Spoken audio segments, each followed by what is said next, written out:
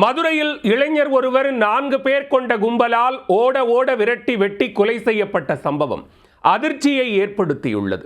பணம் கொடுக்கல் வாங்கல் பிரச்சனையில் நிகழ்ந்த கொலைபாதக சம்பவத்தின் பகீர் பின்னணி என்ன?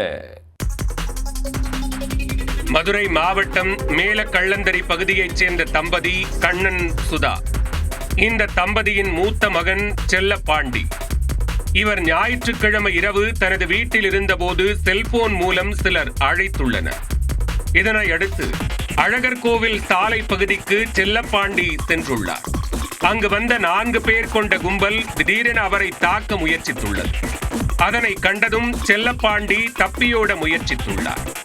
விடாமல் துரத்தி சென்றவர்கள் அவரை ஓட விரட்டி அரிவாள், கத்தி, வாள் போன்ற ஆயுதங்களால் தாக்கியுள்ளனர். அப்போது அந்த பகுதியில் இருந்த மளிகை கடைக்குள் செல்லப்பாண்டி நுழைந்துள்ளார். இருந்தபோதும் கடைக்குள் புகுந்த கும்பல் அவரை சரமாரியாக வெட்டிவிட்டு தப்பியோடியுள்ளது. இதில் படுகாயமடைந்தவர் நிகழ்விடத்திலேயே துடிதுடித்து உயிரிழந்தார்.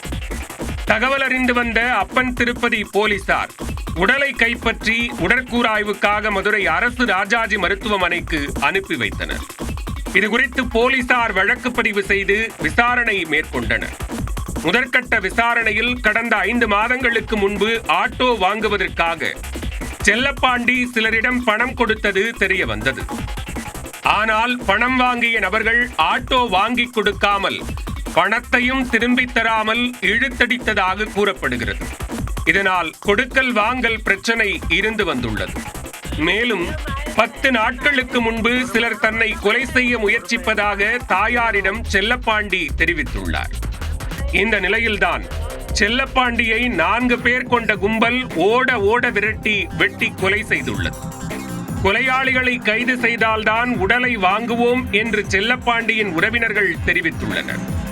மேலும் பணம் கொடுக்கல் வாங்கல் பிரச்சனையில்தான் இளைஞர் கொலை செய்யப்பட்டாரா அல்லது வேறு ஏதேனும் காரணம் உள்ளதா என்ற கோணத்திலும் போலீசார் விசாரணையை துரிதப்படுத்தியுள்ளனர்.